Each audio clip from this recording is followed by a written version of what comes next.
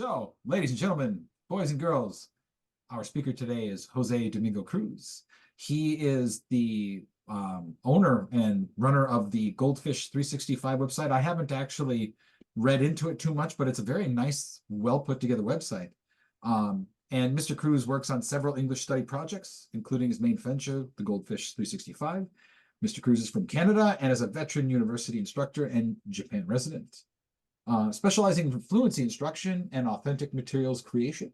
He is also a leading member of Online Teaching Japan. Is that a website? Online Teaching Japan, is that a website? It's a Facebook group that sort of popped up Okay. around March of 2020 and has been active ever since, helping teachers from the pandemic onwards to sort of get used to online tools and online teaching. Okay, that sounds interesting. Well, that is my introduction. Mr. Cruz, please go ahead. Educate us. And first of all, everyone, please call me Jose. Thank you very much for calling me Mr. Cruz. It's hard to get my students to actually call me Mr. Cruz. I would like my peers to call me Jose. So please, everyone. Okay, let me bring you in on the slideshow that I prepared here. And I'm okay. I'm where I'm supposed to be. Okay, everyone can hear me okay? And the screens are good? Okay, thanks very much, everyone. It's a small crowd, so even though we might be a little bit tight for time, just open up your mic and ask me a question or raise your hand. Or if you want to, you can put it in chat and then I'll review the questions afterwards for anything that I might not have seen. Okay, but we are a little bit tighter for time because there are some new things that I want to talk about. A bit of background on this. Verbal classrooms is a method of teaching fluency that I've sort of devised the last almost 3 decades. And if you have not yet actually seen me present, one of the things that I do, I'm lucky for that, is that I do this online a lot. And that means that I'm able to record it. And as I'm able to record it, I'm going to switch this share here really quickly. I can actually take, as I said before, these presentations, like, for example, the one that I did for Akita JALT, another one that I did at Kotisol, and all of these are actually all lined up on the website that Jason was talking about. And the website, if you go over here to the, there it is, the hamburger menu, verbal classrooms. I'll give you links to all of this later on. You'll be able to come to where I keep all kinds of recordings of past presentations that I made. Now, because most of these past presentations tend to cover quite extensively how verbal classrooms is done, I didn't want to just keep rehashing that. Especially too, Jason said, we've only got about an hour. So I thought, okay, well, I want to really do something different. And if you really want to see, the really deep aspects of it, first of all, the verbal classrooms presentations there, these are all listed up here. Come and watch any of them. The Matsuyama JALT one was a good one. The Kotisol one was a good one. And you can see all of the details that I'm going into. But what I want to do today, actually, is not so much the whole spiel that I normally do with verbal classrooms. I want to give an overview of that. And then at the same time, towards the latter half of the presentation, I want to show something a bit more practical that I haven't talked about before. I try to do that in every presentation that I do. I show how to do practical things to, let's say, take the kids from doing the scaffolded exercises towards independent conversations, which is one of the great attractive things about verbal classrooms, or how to even do, let's say, the actual fluency exercises themselves. But after we do the overview, okay, and I introduce these basic ideas on verbal classrooms, I want to show how I talk about liaisons. Now, liaisons, if you are familiar with them, are sometimes called linking, but linking is also a word used to describe discourse markers. And because sometimes people think of linking as discourse markers, but that's very different from what liaisons are, I tend to use the word that I was introduced to for the actual phenomenon, which is liaisons, because I grew up in Canada, and the whole concept actually comes from the way French people do these sound links. And so I tend to say that so that then there's no confusion with the whole idea of discourse markers and how it is that verbal classrooms, the environment, the techniques are particularly well suited to teaching liaisons in a way that cannot really be replicated outside of verbal classrooms, and not just liaisons, but other things as well. So that's what I want to do today. But first, I want to go for that overview of verbal classrooms. What is it? Okay, so it's basically a way of changing the way you think about teaching language, not just English even, but linguistically. How do we approach teaching so that you can go into a new paradigm where you're not there just to transfer information? Because especially me, I'm a university instructor. I think most of you are. I'm a university instructor, and a lot of these university students have gone through the same sort of cycles of like self-introduction and learning the subjunctive and writing emails and so like from junior high school, first and second year university.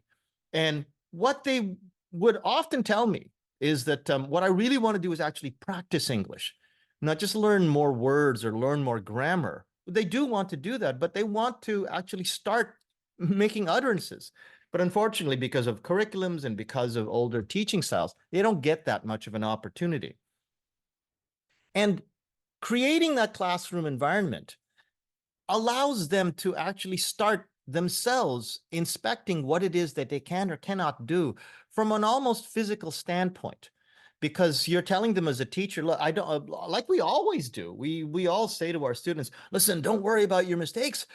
Just have confidence and talk. And we say that, and then we give them assessments where everything is out of 100 and everything is about grammar and things like that. Or we do presentations where a lot of the time we sort of give up and let them memorize their presentations and not let them actually learn how to communicate with what it is that they already have in their minds. Verbal classroom changes the targets, and instead of accuracy and complexity, targets only fluency. Okay. Now, what is fluency if it is not complexity or accuracy? If you remove fluency from the idea, at least my concept of fluency, it's the concept of fluency to me is only two things: how quickly you can speak and how smoothly you can speak. Whether you're full of grammatical mistakes or you're compensating for the fact that you have a low vocabulary, can you speak quickly and can you speak smoothly? Can you speak quickly and make your responses quickly? And can you make your ideas quickly? That is what a fluent speaker is. That is why a child of 4 years old or 5 years old can know much less vocabulary than any of our second year university students, but still be fluent for their age because they speak quickly, they respond quickly, they have ideas, and they utter them quickly. Now, smoothness is a less well-known concept, but basically it's the idea that you're controlling what you're saying. You're saying what you want to say in a controlled manner. You're saying them at a particular pace that's controlled between words and between sentences. And if you have those two aspects under control, and normally I talk a lot more detail about what it is, it's about speed and smoothness. But again, I point people to those, oh my gosh, I forgot. You're not even looking at my slides. Sorry, this is what I wanted you to actually see. No. I'm going to go backwards here. My presentation content was this, and this is what I was talking about. You guys are actually looking at my Verbal Classrooms website. I completely forgot that I was over there. Okay, so this is what I would want to do for today. Okay, and then I was talking about verbal classrooms, and verbal classrooms as a concept. Basically, it's a paradigm for coaching students and not just teaching them, but coaching them how to become better conversationalists and better speakers, because those are things that are not just a matter of knowledge. It's a matter of showing them how to improve their skills. And I focus specifically, okay, on fluency. And fluency very often is confused with the idea of if you're going to be fluent, you have to have an ability to speak with highly complex ideas and highly complex sentences, and you must be accurate in your speaking, which is not actually true, because as I was talking about the example of little children at 4 years old, 5 years old, they make all kinds of mistakes. They still make pronunciation mistakes because there's lots of words that they don't know. But the common point between a child at 5 years old in their native tongue and a kid at 15 years old in his native tongue, or an adult at 50 years old, is that all are beyond a level of speed, which is in most cases beyond 120 words per minute or faster. For us as university instructors, probably we're speaking at about 150 words per minute. People who can speak really quickly like me, because I'm told that I'm actually very, very fast talker, you can speak about 180 words per minute. Those are things not only with your utterances, but also with your responses and your idea creation. Your smoothness is your ability to control those utterances, so that then you're not speaking like this in a way that's really hard to listen to. So you're smooth between all of those things that you're saying. Oh, I'm sorry about the really rushed sort of thing that I did, just because I just wasted everyone's time by showing them something they didn't really need to see there for 5 minutes. Now, I want to show you a video, and this is a video from my classroom. But because I'm in the middle of a class, and this was a demonstration class that was recorded to show the details of verbal classrooms, you might not be able to see the blackboard behind me. But the blackboard behind me basically has this written up there. It's 7 pronouns with the be verb, okay? And that's what I was telling my students as I gave them this video to watch. So let's watch this. It goes for about 2 minutes. My teacher wrote this up for me 46 years ago? Holy cow. Okay, when I first went to Canada, and one day she said, Jose, stand up, say all of this in a big, loud, fast voice. And I would stand up and I would say, I am, you are, he is, she is, it is, we are, they are. Very good. 2 times, faster, louder. I am, you are, he is, she is, it is, we are, they are. I am, you are, he is, she is, it is, we are, they are. Now, I bet if I asked one of you right now to do that, you couldn't. And you are university students who've studied English for 6 years. Just goes to show you, all the studying you do doesn't get you ready for speaking. So we're going to speak today.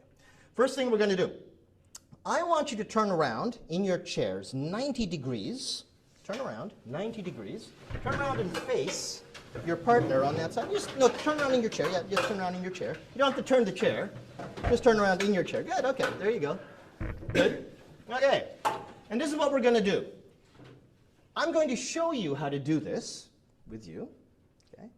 Take it from the first line. Somebody, when I say ready, go, first line, okay, you will, I'll go with I am, you'll begin with you are, and I'll continue with he is, she is, and we'll continue from there. When we get to the bottom, we go back to the top. Ready? I'll start. I am. You are. He is. She is. It is. Look at me. Look We at me. are. They are. I am. You are. He is. She is. It is. We are. They I are. am. You He are. is. She It is. We are. Over here, over here, over here. Very difficult, yeah? Yes. But it looks so easy, yeah? Because looking at something in English, studying it on paper is nowhere near as difficult as looking at somebody in the eyes. So it's okay. If you want to look at this, go ahead. Take a look.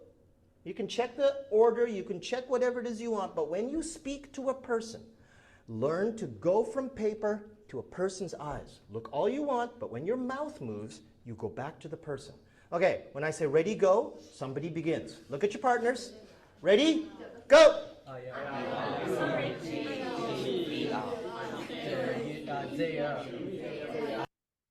And that continues for an entire semester. It's a useful enough exercise so that if you just want to use it as a warm-up, and one of my collaborators with my writing collaborators, he uses it primarily as a long warm-up to introduce ideas from his textbook. He's very successful with that. Me, I use it now in a blended classroom that I have, so that then I have students doing a lot of the work flipped. You know, before they come to class, they know their vocabulary because it was already on the LMS and stuff. And I have done it that way for the last little while. But before, the pandemic, I wasn't using anything in the way of digital tools or anything like that. And it was all just speaking in class for 15 weeks, for 16 weeks, plus, of course, the assessment periods. And if you haven't seen any of those presentations before, this is how a class will basically come from the very beginning, which is I am, you are, he is, she is. And using verbal classroom techniques, what are we for? Yeah, approximately TOEIC 470 was the average grade for these kids. This is what they're like pretty much at the end of the semester. You can see that they're animated, they're making their ideas on their own, they're gesturing. Most importantly, they're all speaking. It's not like, okay, it's Taro and Kayoko's turn. Everybody listen while they try to do this dialogue. Everyone's speaking at the same time. And it's actually one of the most important things about verbal classrooms, or sometimes I'll just say VC, is that it creates this environment where everyone's speaking all at the same time, so nobody can hear your voice. And it creates a psychological sort of protective field. You realize that nobody can hear you. And so you're willing to make more mistakes, you're more willing to try different things, you're more willing to take my instruction and actually really run with it, because you don't have to worry about anyone hearing what you're saying. You're also able to bounce off your partner. So that if there's something I said that you don't understand, you can take just like 10 seconds or so. Is that what we're supposed to do here? And then you get that over with. You don't have so much of that silent hesitation because there's no one to ask. So these are the basic verbs that I would begin with, and we would start that really, really quickly. And that's just showing the subject and the verb. And then I say, okay, let's slap on the object, because all I really expect out of you guys as you're doing this is to be able to speak with a subject, a verb, and an object. And that's enough, because most of my students can't say something like, I am Korean, he is Korean. They can't. They say things, Japanese. And to them, then yeah, that's communicative. And actually, yes, I will accept that to a certain degree. But when we're doing these fluency exercises, I want them to actually be, to try and come up with some kind of correct work. You take that, you extend the object, you negate it, you review, actually, just review negation. And after you get to these longer sentences, if you look at that, I was not very hungry this morning. That's 7 words.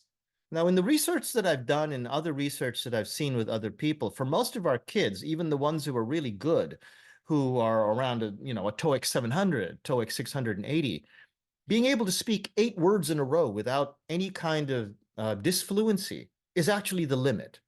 Even if they can speak about 100 words per minute, they speak 100 words per minute, but they can't speak with a lot of control. So I try to teach them how to prepare mentally to say this 8-word, this 9-word sentence. And at 7 words, it's actually starting to get pretty hard for them. And even the kids who are really good at this, or if you have an advanced class, realize, wow, I can't say this very easily. And there are all kinds of techniques to provide that. Now, one of the other sort of big step ups for students is when they're looking at how to become fluent, not just in normal English utterances, but in creating English dialogues with questions in them. So we practice the question as well, too. And here's another video of me showing a very unique method to take those 7 pronouns and to incorporate that with question creation that I call the AQP, or the answer question pattern. So let's take a look at this video. I have a very crazy way of doing this practice. Person starts at I go. When you make the question, you make it with the subject next in order. So if your answer was I go, your question will use you. I go, do you go? Your answer to this question uses the same subject, which then takes the next subject. This question uses this answer, which then takes the next subject, and so on and so on. It looks hard, but actually once you start doing it, it starts getting pretty easy. Well, let's take this slowly. Do you have any questions, dear? No. Okay, so I'll go slowly. I go, do you go? I go, do you go? You go, does he go? Good. He goes, does she go? She goes, do we go? Next one after she. Does it go? It goes, do we go? We go, do they go? They go, do I go? You go. They go, do I go? I go, do you go? You go, does he go? He goes, does she go? Very good. Do your best. Ready? Go!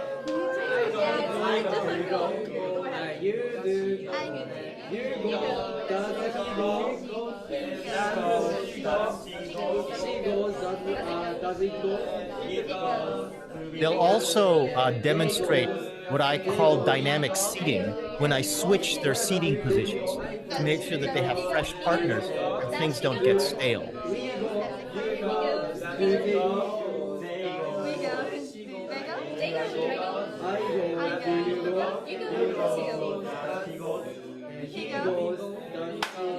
Set!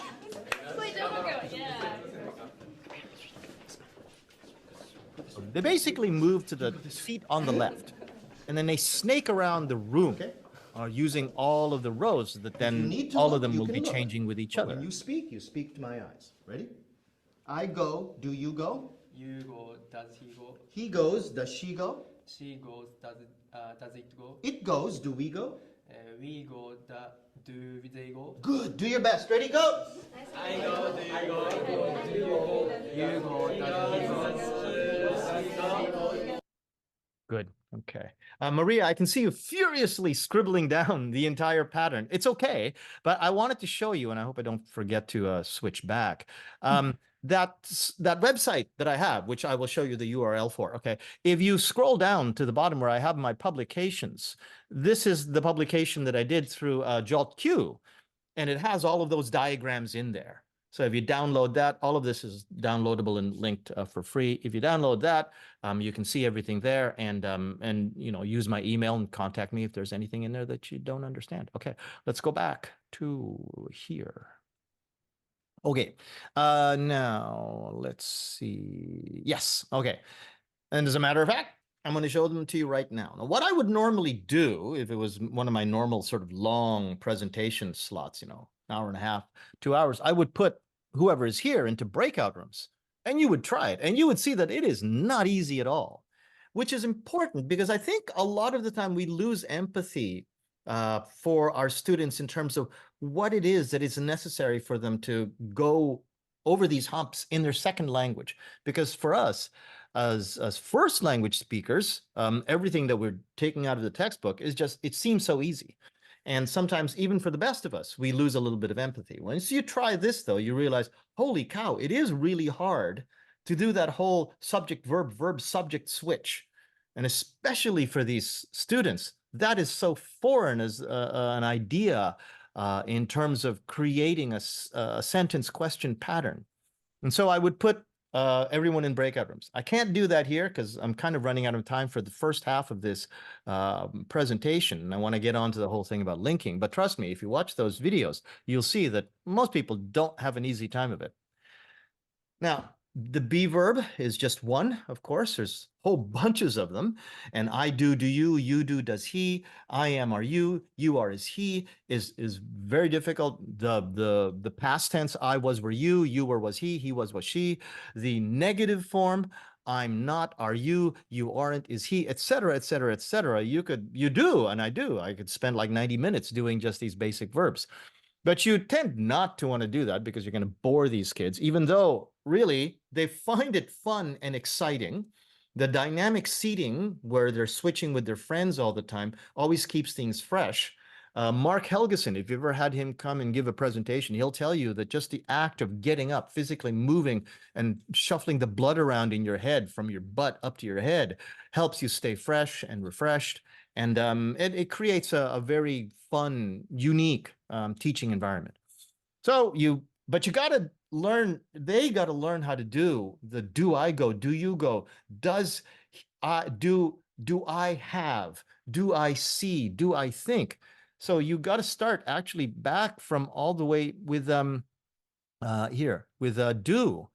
If they can't master this, they're not going to go on to master the regular verbs. They have to know how to do this irregular verb matching.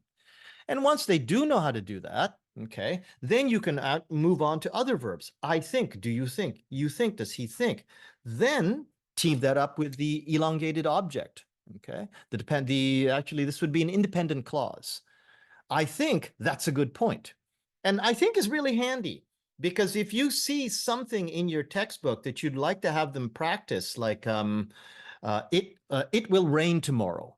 It will rain tomorrow is not easily conjugated because it's the subject is weather, which is automatically it. But if you put that behind think, I think it will rain tomorrow. Do you think it will rain tomorrow? You think it will rain tomorrow? Does he think it will rain tomorrow? Et cetera, et cetera, et cetera. I think he's wrong. Do you think he's wrong? I think that's a good book, et cetera, right? Once you get good at it, you start identifying things that these kids probably have never practiced because it seems so easy. But once you put it into the AQP, it is incredibly difficult. I lost my keys yesterday at the mall. Did you lose your keys again? So what I call the double variable, the subject pronoun and then the possessive pronoun.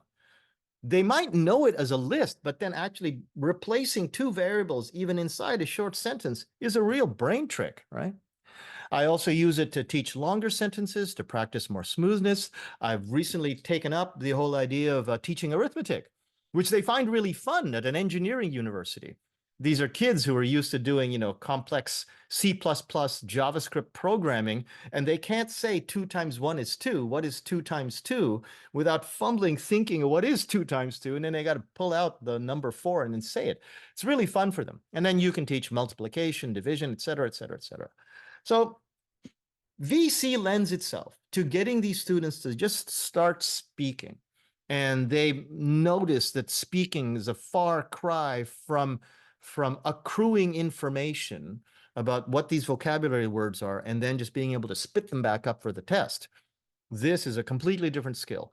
And you become less of a purveyor of information and you become a skills coach, which is way more fun.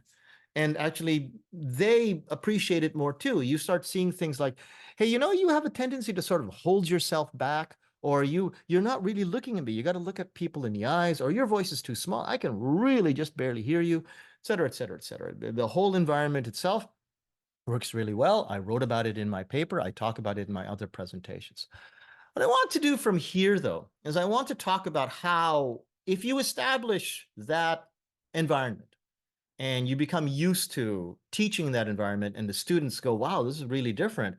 And they realize that there were certain things that they may have been taught before or in other classes. So for example, liaisons, okay, which, as I said before, is sometimes called linking. They may have been taught this in other textbooks, but it was probably limited to just a teacher explaining what a liaison is. And they would say something like, now listen to this. She is a good dog is actually said, she is a good dog. She is a good dog. So you give these examples, and that's just one. And the students go, okay, so I understand there's links between vowels and consonants. And you maybe get, Taro, and you maybe get Suzume to actually do that example for you, but not everyone. And sometimes even Suzume doesn't want to open her mouth, again, because it's a normal classroom environment. But if you're in a VC environment, and it becomes a workspace for everyone to actually practice it. And liaisons too, it's very important to practice them when the students have achieved a level of fluency. If they are not yet fluent to the point where they're uttering at 80 or 90 words a minute, all they do is try to say different sounds, but it's still not linking because it's not going fast enough. It has to be done at a certain speed, a certain rate, and VC provides all of that. That's what I call the production environment. And the production environment is basically this idea that they're going to take turns and turns and turns, just like they were going, I am, are you, you are, is he. Half of that conversation is them, and they're going to be doing this practice. So if it was, I think she is a good dog. Do you think she's a good dog? they're going to get the next turn at that. And even within a 45-second turn, they're going to get 6 or 7 tries to say, she is a good dog. And to encourage students to vocalize is really hard for any of us to do. We all know that, like kids are very, very hesitant, but VC actually gives us the best of that. Now, just wondering, actually, let me pull up my participants list here so I can see people who may not have their cameras on. If you can just use your reactions button in your Zoom window and raise your hand, who among us have actually heard of the concept of linking or liaisons? So raise your hand in Zoom. Just one per, okay. And Nadia and Bobby, okay, they're good. So most of us have already heard about it. We know about it. Now, if you want to not just, do your own lesson, and me actually take advantage of the fact that just about anything on YouTube that will explain just about any linguistics concept or just about anything actually, including like the other day, I had to figure out how to repair my bicycle derailleur. And I looked it up, how to repair a bicycle derailleur, and there it was. And you look up linking, you look up connecting sounds. These are the best 2 that I've found. And so if you want to take a screen grab of those, they work really well in an LMS, okay? But even before I found out about these guys, I had my own diagram to explain it. Now, I don't know if you can see that very well, but basically, the most basic rule is that if the sound of the preceding word ends in a consonant, not the sound, not the spelling, and then the vowel, the sound of the forthcoming word starts in a vowel, there is almost always, okay, with exceptions, a liaison. So is the Z sound. It begins with the I sound. So it's is it. It isn't is it, which is what our students say. Okay. Now, that's a basic rule, but I also went and thought about it, and there are 5 other situations, and you just got to make it clear. Now, if it's vowel to consonant, absolutely not. Never works. Okay. So you put that out there. This is when it doesn't happen. And it also doesn't happen even if it's a consonant and a vowel, if there's any punctuation in between, hyphens, commas, etc. Okay. And where it gets a little bit itchy is when you're dealing with vowel to vowel, which is what one of those YouTube videos was also talking about, the exceptions to that, and the positions when you actually insert a W sound or a Y sound. Okay. And this is probably the itchiest one. Sometimes, okay, a consonant-consonant sound creates a link, a good dog. So the first D drops off, becomes good dog, okay? Or best time. I had the best time of my life, okay? So the first T just drops off. But sometimes there are sounds that are similar, like a PH to an F or a T to a D. And you have to show that sometimes it happens and sometimes it doesn't happen. Now, you could just put out a bunch of sample sentences and say, okay, let's try this, everyone. Okay, I do that. But one of the things that I do is, as Jason very graciously said, on my website, the website is designed around propagating authentic materials that I've created. And I'm going to just switch over there again, just really quickly. And I'll show you the main website itself. So from here, where are we here? Okay, this has got to go back.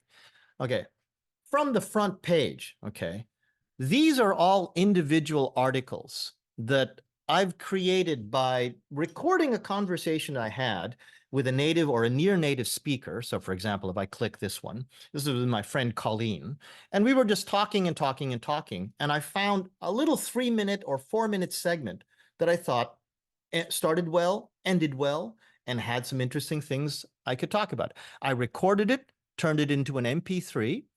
I transcribed it by ear. This is before the days of AI transcription, okay, and put in all of the things like all of the discourse markers and all of the pause words. Where there they are, yeah, and the repeats.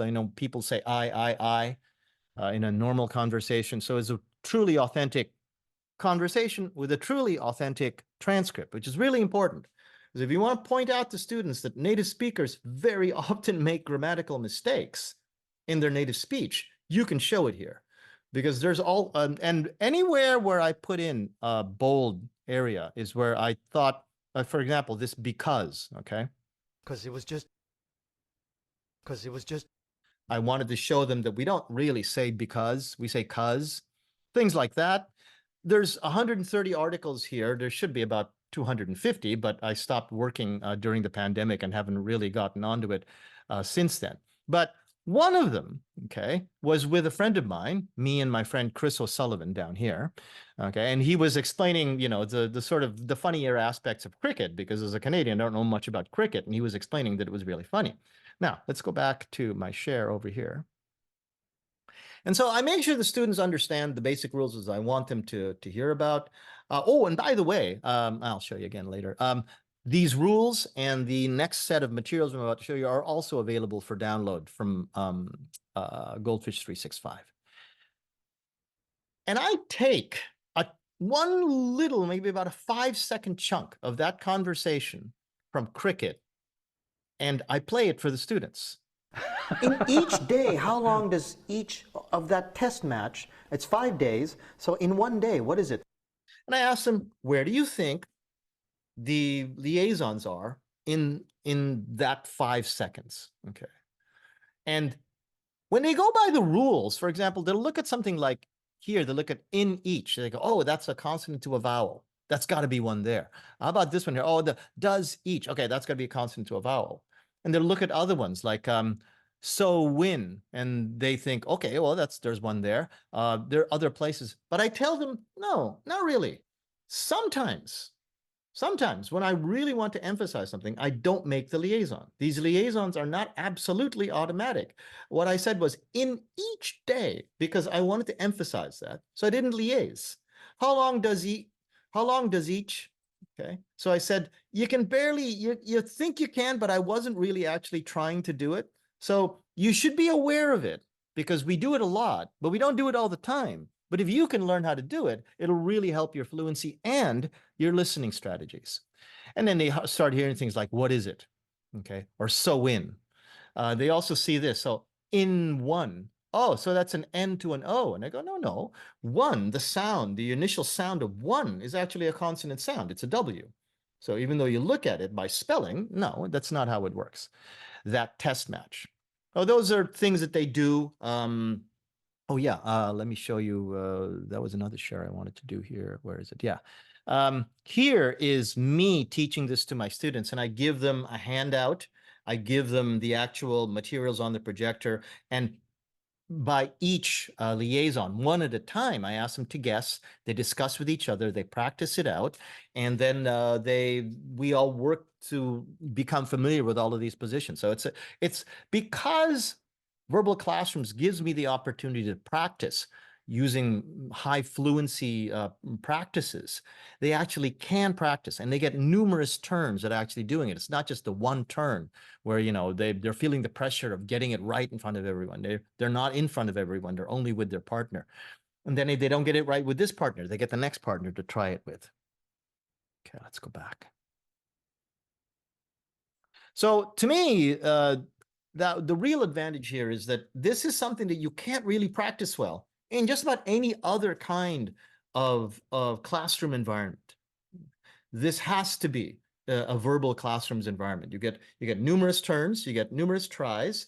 You encourage your students in the first 4 or 5 weeks to become more and more fluent. You teach them how to do that by teaching them how to control their speaking, their pace, and at the same time, try to improve their speed. By the way, if you want to download that, or you want to go to Verbal Classrooms, that's a QR code that goes straight to it. That is the QR code to it. And as I was just saying before, and I kind of jumped the gun, it was actually in this particular slide. VC is where it really shines, not just with liaisons, but the idea that you're now in a completely different classroom environment where you can start teaching not just liaisons, but a whole bunch of other things, but particularly with liaisons, okay? They can be practiced more effectively because these kids have already become used to uttering at 85 to 100 words per minute and uttering really, really quickly.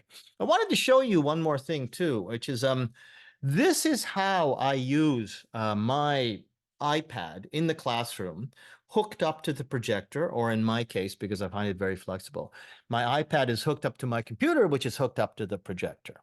And that allows me to use the projector, that large screen, to really, really enlarge what I would write on a blackboard. And even if I try to write really large, it can be quite illegible. And it's really important that they see what's happening. So I'm actually going to switch my share to my iPad and show you. Oh, come here. Yeah, there you go. And show you what I normally do with my students. So excuse me just a minute, it's got to connect to my computer. So this is actually the image of my iPad. You can see that that's my iPad. That's me writing down there with my Apple Pencil. So this is what they see on the projector. And they've been practicing, okay, these sentences, okay. Maybe I should study now, shouldn't you study now? And then I go, okay, now let's take a look at liaisons, okay? Now let's start with just, shouldn't I, shouldn't you, shouldn't he, shouldn't it? And they go, oh yeah, that's right, I am making that. Some of them are actually inadvertently doing it already. It's a natural tendency to liaise those sounds because it's easier to say. But now we're going to actually put this up as a target, kids. Now let's look at this. I have to wake up at 7. Did you notice that you don't actually say, I have to wake up at? You say, wake up at. And using my my Apple Pencil and using a different color and making sure that they understand that this is a sound, so that's why I write it in all caps.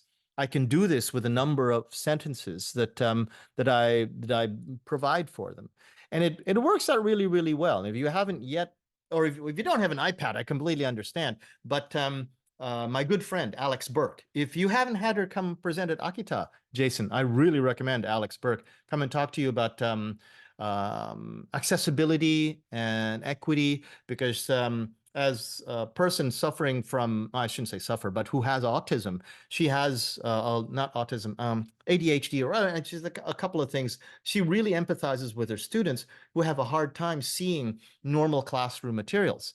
And this makes it much, much easier to actually see what the teacher is actually writing. And I'll show you, I'm going to go back to here. That's the projector in one of my classrooms. But when I put the projector up there, it's so much easier to see all the way to the back of the room. And I think I have another image. Yeah.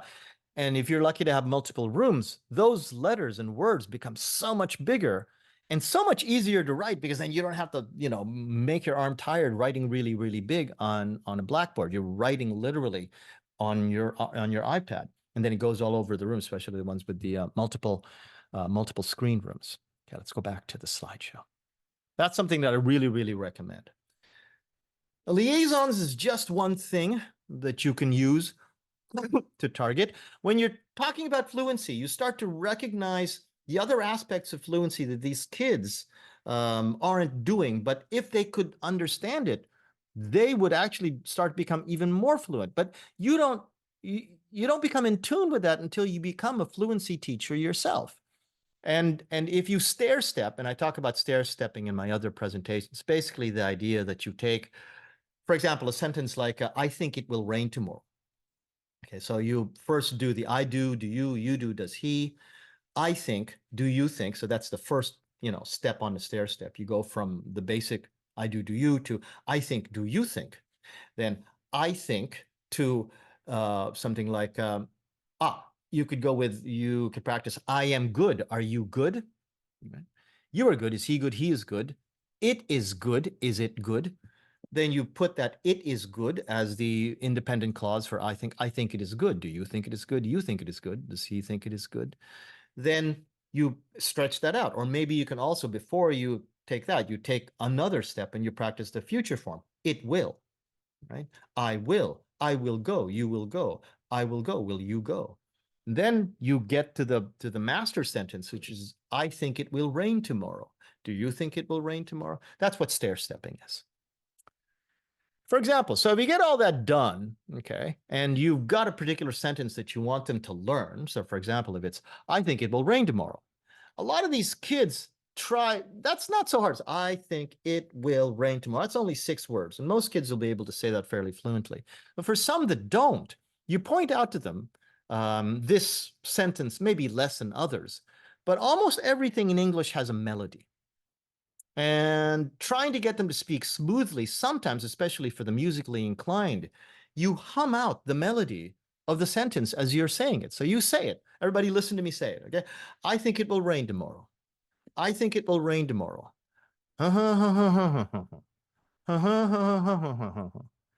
And then you tell them, okay, you hum out my melody with me. Now say it. I think it will rain tomorrow. I think it will rain tomorrow. And they'll remember the melody better than they will other things like stresses and the pronunciation chart or anything like that, because as human beings, we innately understand the melody of music more than we understand artificial pronunciation charts. So teaching them to speak with melody, teaching them to be in tune with the melody of the sentence that they're trying to mimic, and then using that as the skeleton for how the pronunciation of this should go. How the pronunciation of this should go. And you teach them that, and then they try to mimic that, and they're not going to all get it, but it's a new avenue of attack for them that maybe will help. Teaching discourse markers. You can't really teach discourse markers until they have a lot of ideas that they want to say. You can teach them discourse markers in this prepared text, and you can analyze that all to hell and say, this is why he said actually, and this is why these days, modern English says I mean a lot. But until they actually have a lot of ideas, they're able to create that from independent conversation. Trying to teach them discourse markers is just another thing that they're going to stuff into their heads and going to forget 2 weeks later. However, if you start putting that into the conversation and you make that part of the VC sentence that they're targeting, it becomes really, really natural. Related to discourse markers is fillers, which is a type of discourse marker, but it's everybody knows what the difference is. But learning to say and I try to tell them, and this is a very sincere thing. It was one of the most important things I learned to become fluent in Japanese, was knowing the timing for saying things like and if you cannot use those skillfully in your second language, you just sound weird. Nobody who's fluent in any language can speak without fillers. And of course, discourse markers, but fillers are actually more important. And learning to do that, you can use VC to do it because they get numerous turns at it. The authentic materials I show them that, yes, we all do. I do. All of my English friends, my Australian friends do. And I'm going to be signing off from the main presentation in a couple of minutes, and that's good because I was kind of hoping that I would be able to finish with a few minutes left for people to ask questions. So if you have any questions you want to ask, start thinking about them. But I wanted to end by showing that for all of the people that have ever taken VC to heart, they found it really, really useful. And at all levels of education. Mary Virgil Uchida, she's pretty big in JALT, and some of you might know her from Young Learners, SIG, et cetera, et cetera. And she says it's a game changer, not just for her work at universities, but for her own English school with little children. They really enjoy the whole turn-taking thing and the idea of learning a pattern and stuff. And the kids take it home with them. The class is over, and like some of my university students, they start actually murmuring the pattern to themselves. Jenny Crittenden, she's actually living in France now, and she probably will teach English eventually at some point. But when she was working in Fukuoka as a high school teacher, had great success with it. My friend Catherine Akasaka and my good buddy Adam Jenkins, they both find great success with verbal classrooms. So if you want to contact me, okay, there's my email. There's the actual text URL for verbal classrooms, the VC documents themselves, not just Goldfish. Goldfish365.com is the main website. But if you want to join my Facebook group where I talk about verbal classrooms, I show little video hints and little lessons that I do. The main website QR is above. The Facebook group QR is below. Yeah. Thank you very much. I'm sorry I flubbed up a little bit by forgetting to change the screen at the beginning of the presentation, but I hope you enjoyed the presentation.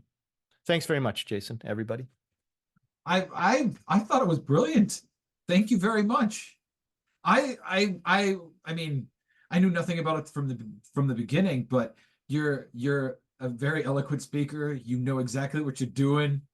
You've got great examples. I'm not trying to critique you. I'm still personally stuck in presentation mode because I teach presentation class. But that's but anyway, it was great. And I want to because it's so because it was so enthralling, I want to go to the website and learn more about it. Please do. But I only have like one question, and maybe it seems like an obvious one, but when using this method, is it a class where that's only specifically working in fluency and that's all they do the whole class? It's only about verbal communication and listening? For Is that me, the whole thing? for me, and the Okay. way that I devised the original system, Mm-hmm. yes, we from the Okay. beginning. So from the first 15 minutes, we do like a sort of a different kind of warm up. We work with Quizlet Live, or Okay. sometimes do a little bit of shadow talking. But after 20 minutes of the warm up, then they go into verbal classrooms and then all kinds of different exercises. However, that's me. And I'm actually the only person I know that does that. For people like Adam Jenkins, for Steve Payton, my collaborator, for the other people that were there, they mostly use it as a little bit of seasoning to the lesson that they give. So they give a lesson, they have a couple of targets, they have to teach a dialogue out of the textbook, and they go, okay, here's a couple of target sentences that I'd like to practice using, you know, fluency techniques. So then they go, okay, so everybody put away your textbooks. Now let's go back into our fluency chairs. And then everybody gets set up, they put their stuff back in their bags, and then they spend either the first 30 minutes or maybe the last 30 minutes, or I don't know, maybe some people use it like, okay, let's do some fluency now. Okay, take out your notebooks, do this, and now let's go back to fluency. So you can use it as seasoning, you can use it as the main dish, you can use it as an appetizer, palate cleanser, or whatever you want to use. That analogy is pretty dead now at that point, but you can use it in any way that you want. Most people will use it as a warm-up. Okay, that's really cool. Yeah, I was just I can imagine it would skyrocket fluency after 16 weeks if they were doing it for the whole class. But a lot of people don't have the ability to just work on only that, especially if it's supposed to be like, oh, we're dealing with English for academic purposes. And it's like, well, you can't really teach fluency in English for academic purposes the entire time. You can't teach it the way it needs to be taught, which is actually fair. The original concept of verbal classrooms was designed by the raw concept of it was designed by a fellow, Christopher Dugdale, and he designed it as a way to get freshman salarymen at Shin Nitetsu, which is a big steel company in Japan, and they back, you know, the days of the bubble era would bring in all the freshman salarymen, put them through an English intensive, and give them 6 weeks of English training. And he decided that, you know, the old ways of using this textbook was really boring, and, you know, like the PPP method was really boring for the students. He wanted to present, practice, PP. There's a third P, where basically the teacher explains, the students practice, and then they do a presentation of the dialogue. And just that was the best they could do in terms of fluency at the point. I refined it to approach my university students and to make it an entire class over 16 weeks. But basically the idea was just to get people to just speak and speak and speak. However, you're right, you can't really do that, but there are other things that you can do so that then when you become more comfortable, you realize that I actually can teach this entire textbook by using fluency techniques. You know, especially if you use an LMS and blended learning and flipped learning, you can get all the crappy work done before class and do all the fun work while you're in class. That's true. That is a way of doing it. I hadn't thought about that. Actually, that's good. Yeah, that was the only thing I was thinking of. I was just, yeah, that sounds really good. It all sounds really good. And I'm like, oh, I really wish I could do it in an EAP class, but I couldn't really think about how to do it. But yeah, you're right. You're right. That's actually, you've given me inspiration for my next presentation. If I'm given another opportunity, how to take, you know, but I got to get them to do this dialogue, get them to do this vocabulary. So, well, basically Moodle is your best friend for that. And I could do that as a co-presentation. My good friend Adam, who's a Moodle expert, and that's what he does. He took all of his other stuff and just shoved everything into Moodle because he's a Moodle expert. Kids do all of that. They do the flipped learning. Then they practice all the sentences in class. Wow. Yeah, I'm impressed. I loved it. Good. But I have no more questions. I got nothing else Okay, to good. say, so I apologize. That's all I've got. If Does anyone else. Does anyone else want to ask? Maria, Bobby? If we still have time, a little bit, I have a small question about. Go for it. Go for it. Yeah. To be honest, I couldn't catch the part you talked about someone who is, who has ADHD or something like that. What was that about? My good friend Alex Burke. So Jason, have you ever heard of her? I know the name. That's I'll get you the basically all contact I know. details if you want, but she's won now what? I think 3 Best of JALT awards for her presentations, which basically cover the entire idea of accessibility for kids with, say, color blindness or undiagnosed hearing impairments, or maybe, low-level visual impairments, plus neurological issues. She's a big advocate for the neurospecial, and she knows what it is that if you have ADHD, if you have autism, what it is, how those symptoms will manifest in a classroom that can sometimes be misinterpreted as basically rebellion or laziness.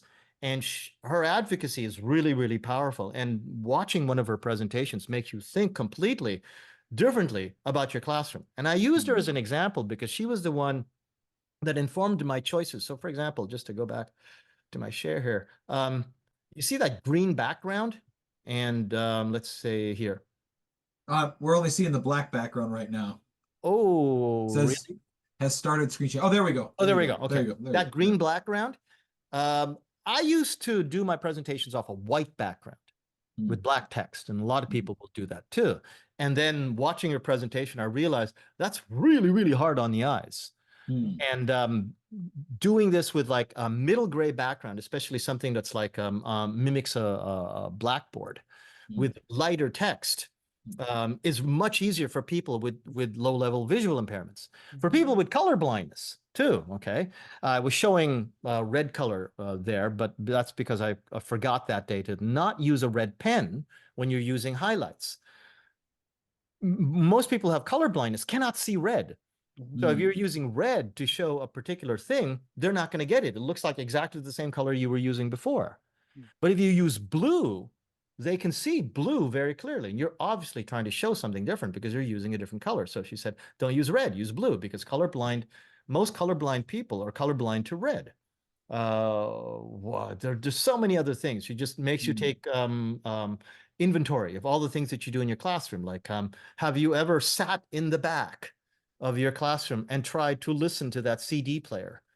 Maybe you think it's strong enough, but actually, after all of the echoes and everything else, it really cannot be understood. So maybe that's why some of your kids are tuning out. So when I was talking about all that about ADHD and stuff, I was saying for the non-neurotypical student, a lot of these little things go really well. And if you want to listen to somebody talk about that and how it can affect your classroom, Alex Burke is the expert at these things. And I'll get Jason her contact information later. Cool. All right, thanks. Yeah. You're very welcome. Yeah. Anyone else? Any other questions? Any other comments?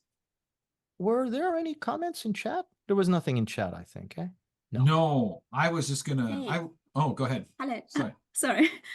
Hi. Well, I'm impressed. To be honest, yeah. So I honestly I didn't think I would, but I'm really impressed. And what you said, Jose, I really want to thank you. And I'm already thinking how to incorporate this into my communication class, because what we're doing a lot of conversations, but quite a lot of my students are kind of lower level and they're struggling with the linking, parts of the questions and the sounds. And yeah, I think I'm gonna screen up a couple of things and just do some verbal classrooms. Cheers, thank you. I'm very happy to hear that. I actually maybe should show you this just more quickly. If you want to see that entire demonstration class, the entire 2 hours of it, where I show all of the techniques Okay. It's a playlist of videos. They're about 20 minutes each, so they're not hard to digest. It's 20 minutes at a time. And it shows me teaching. And I've always wanted to do a sort of commentary video about this and this and that. But if you watch that and you see anything that you want to ask me about, then just note the time on the YouTube video, note the title of the YouTube video, send me an email. But also, too, this is where that's the article that I wrote to get into JALT Q about my general teaching method. But this is Liaisons in Verbal Classrooms. So this is the stuff that I showed you today. I've already prepared a downloadable package either in PowerPoint or in Keynote for Mac OS. Keynote downloads properly and you get the actual Keynote file. PowerPoint is opened from Google and they put it into Google Slides. So it might not be absolutely what you want. But if you have any problems with it, again, just contact me at the email that I gave you. And that might help you. I'm sorry, who was that? That was Nadia, I think, who was speaking. Yeah, that was me. Before. Yeah. So if you're going to do the liaisons, okay, please feel free to download those. And you'll find other places too. It's not just Cricket, but there's, like I said, 130 articles there, and they're all spoken at native speed. Pluck out 5 minutes from the MP3 that you download, edit that, use that to in the same template that I did before. You can get a lot of mileage out of that, I think. Yeah. Very nice. Very nice. Well, if there aren't any more things to say, no more questions, comments, then I think we... Oh, you do. Okay. Really brief one. Sometimes in my class, I use tongue twister to maybe improve their smoothness, but maybe this is better actually because it's a level before the tongue twister. Yes. Also, to remember that tongue twisters are supposed to screw up native speakers. It's supposed to, like, my favorite one is, I don't know what your favorite one. My favorite one is black bug's blood. You're supposed to say that 3 times fast. And I've never met a native speaker that can do that on the first try. I can because I practiced the hell out of it just so I can, win bar bets. But I would say black bug's blood, black bug's blood, black bug's blood. You want to try, Maria? Oh, the black bug's blood? Black bug's blood, black bug's blood. What is I'm still? You're supposed to say it 3 times fast. But, Black blood. so it's really hard. Practice a lot, yeah. So Rubber baby buggy bumpers. there you go. So even if you show these to students, and it is kind of fun, and I'm not, berating you or anything like that, you're right. First, they really should be able to speak to a degree of fluency first before they tackle anything like that, right? Even rubber baby buggy bumpers can screw up a native speaker, right? And these kids do not need to be screwed up. They need to be encouraged and coached and given targets that will help them in maybe in a more productive way, right? Not often did you just come up to somebody and say, rubber baby buggy bumpers, but you might say, I think it will rain tomorrow. Wow, very nice. And, if there is anything that anybody, wants to ask, where is my, it's going to just show my email again. Let's see, printer display. Okay, good. Right there. And I will, just contact me and we'll discuss this, or I'm very happy to discuss this one-to-one with anybody. Very nice. Okay. Yeah, cool. Thank you very much, Jason. Everyone. Yeah, thank you very much. I'm very happy you decided to give us their presentation.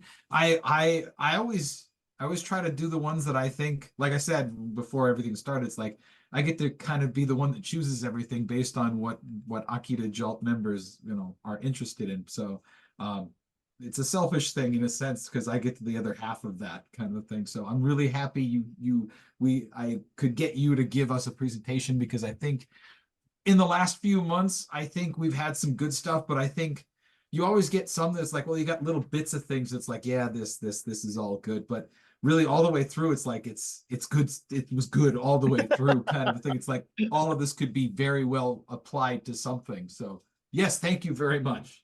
Thank you very much. Thank you.